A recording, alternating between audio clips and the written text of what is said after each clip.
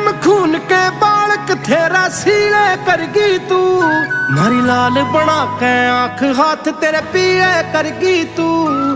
बीच बिचाले छोड़ चली तन शर्म न आई के, जा मेरे नाम की बेईमान जींदे जी मरगी तू।